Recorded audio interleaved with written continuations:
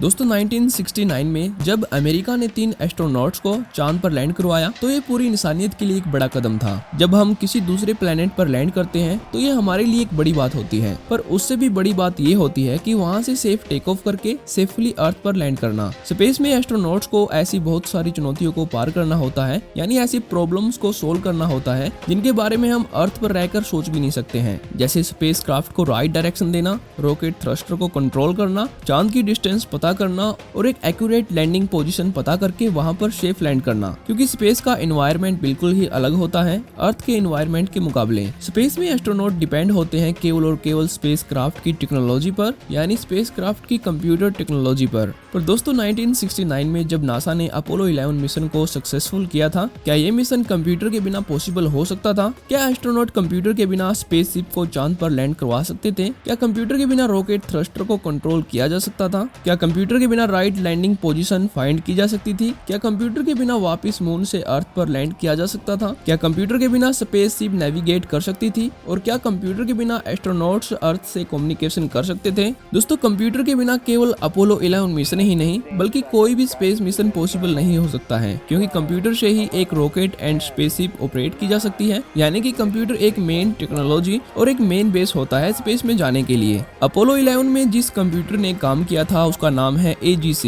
यानी Apollo guidance computer. ये एक डिजिटल कंप्यूटर था। इससे पहले के कंप्यूटर में वैक्यूम ट्यूब का यूज होता था। वैक्यूम ट्यूब वैसे ही काम करती थी जैसे ट्रांजिस्टर काम करते हैं, पर उस टाइम ट्रांजिस्टर की डिस्कवरी नहीं हुई थी, तो 0 और 1 को स्टोर करने के लिए वैक्यूम ट्यूब का ही यूज किया जाता था AGC से पहले के कंप्यूटर में। पर AGC में ही पहली बार ट्रांजिस्टर बेस्ड इंटीग्रेटेड सर्किट यानी IC का यूज किया गया था। इसी सिलिकॉन चिप बेस पर हमारे फ्यूचर के कंप्यूटर और स्मार्टफोन आने वाले थे जिनका हम आज यूज करते हैं। इस कंप्यूटर को ऑपरेट करने के लिए जो इंटरफेस दिया गया था उसको DSKY नाम दिया गया था, मतलब कि डिस्प्ले कीबोर्ड इंटरफेस, जिसके सहारे एस्ट्रोनॉट्स AGC को आसानी से ऑपरेट कर सकते थे। AGC और DSKY इंटरफेस को सन 1960 में MIT इंस्ट्रूमेंटेशन लेबोरेटरी में बनाया गया था। AGC ने अर्थ से लगभग 3,56,000 किलोमीटर दूर मून पर एस्ट्रोनॉट को लैंड करवाया और फिर वापस अर्थ पर भी लौटे। पर यहाँ पर आपको एक फैक्ट बताऊं तो वो ये है कि आज आप जो भी स्मार्टफोन यूज करते हैं वो इतने पावरफुल हैं कि इनमें से हजारों AGC यानी अपोलो गाइडेंस कंप्यूटर बनाए जा सकते हैं और आप अपने स्मार्टफोन से अपोलो 11 जैसे कई मिशंस को एक साथ कंट्रोल कर सकते हैं। तो चलिए दोस्तों जानते हैं कि आपके स्मार्टफोन अपोलो गाइडेंस कंप्यूटर से कितने पावरफुल हैं, जो आज से लगभग 50 साल पहले यूज किए गए थे। AGC की स्टोरेज कैपेसिटी 72 KB की थी, यानी 5,89,824 बिट्स ये मेमोरी स्टोर कर सकती थी। अगर बात करें इसकी रैंडम एक्सेस मेमोरी की यानी रैम की, तो वो थी 4 KB। ये 4 KB बराबर होती है 32,768 बिट्स के। iPhone 11 या फिर आपकी एक नॉर्मल स्मार्टफोन के पास 4 GB रैम होती है, जो कि बराबर है 34,35,97,38,368 बिट्स के। ये 1 मिलियन टाइम्स ज्यादा है अपोलो गाइडेंस कंप्यूटर की रैम से। एक लेटेस्ट iPhone 11 की इंटरनल मेमोरी यानी रैम होती है 512 GB, जो बराबर है 43,98,04,65,11,104 बिट्स के। और अपोलो गाइडेंस कंप्यूटर के पास थी 72 KB की इंटरनल मेमोरी। यहाँ से हम कैलकुलेशन कर सकते हैं कि 512 GB internal memory 7 million times ज्यादा है एक AGC की इंटरनल मेमोरी से। दोस्तों अगर आपके स्मार्टफोन की 64 GB मेमोरी है तो ये बराबर होगी 512 बिलियन यानी 5,12,00,000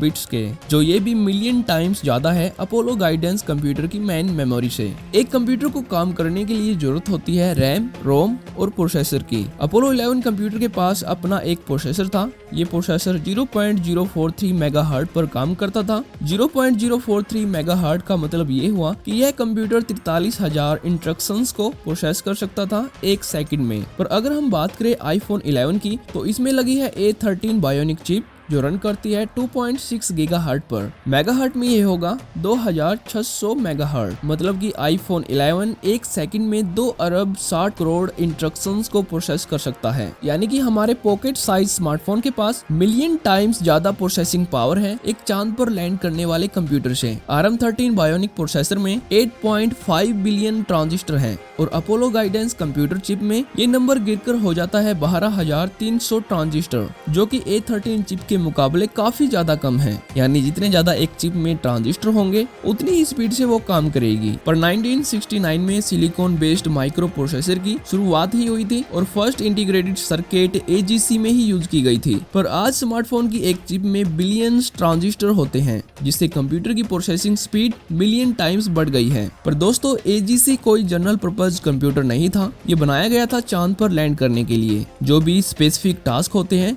उन्हें पूरा करने के लिए ये कंप्यूटर बनाया गया था, जैसे रॉकेट थ्रस्टर को कंट्रोल करना, अर्थ से कम्युनिकेशन बनाए रखना, स्पेसशिप का एल्टीट्यूड पता करना, एक्सेलेरोमीटर सिग्नल्स को कंट्रोल करना, इंजन की परफॉर्मेंस चेक करना, परफेक्ट लैंडिंग पोजीशन फाइंड करना। यानी एक प्लेनेट से दूसरे प्लेनेट तक पहुंचने के लिए जो भी स्पेसिफिक टास्क होते हैं AGC उनको पूरा कर सकता था। AGC एक बार में स्पेसक्राफ्ट के 150 डिवाइसेस से कम्युनिकेट कर सकता था, यानी 150 डिवाइसेस को एक बार में कंट्रोल कर सकता था। दोस्तों अपोलो प्रोग्राम इंसान को चांद पर उतारने के लिए बनाया गया था। इस प्रोग्राम में टोटल 12 मिशन थे। Apollo 1, Apollo 7, Apollo 8, Apollo 9, Apollo 10, Apollo 11, Apollo 12, Apollo 13, Apollo 14, Apollo 15, Apollo 16 और लास्ट में अपोलो 17। अपोलो 7 एंड अपोलो 9 अर्थ की ऑर्बिटिंग करते हुए command module and lunar module को टेस्ट करने के लिए लॉन्च किए गए थे और अपोलो 8 और अपोलो 10 मिशन मून की ऑर्बिटिंग करते हुए कुछ वेरियस कंपोनेंट्स को टेस्ट करने के लिए लॉन्च किए गए थे। अपोलो 13 मिशन एक टेक्निकल इशू के कारण फेल हो गया था, इसलिए अपोलो प्रोग्राम में 6 मिशन ही इंसान को चांद पर लैंड करवा पाए थे।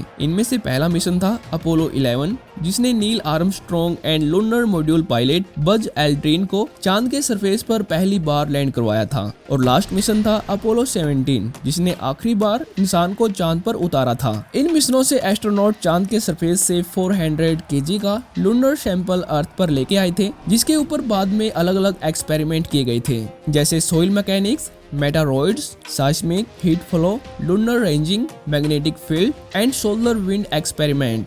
तो दोस्तों लाइक करें इस वीडियो को अगर आपको वीडियो से कुछ नया सीखने को मिला हो तो, और साइंस एंड टेक्नोलॉजी की लेटेस्ट वीडियो को देखने के लिए हमारे चैनल को सब्सक्राइब करके बेल नोटिफिकेशन को ऑन कर लीजिए, जिससे आपको हमारी वीडियो के नोटिफिकेशन टाइम पर मिलते रहेंगे।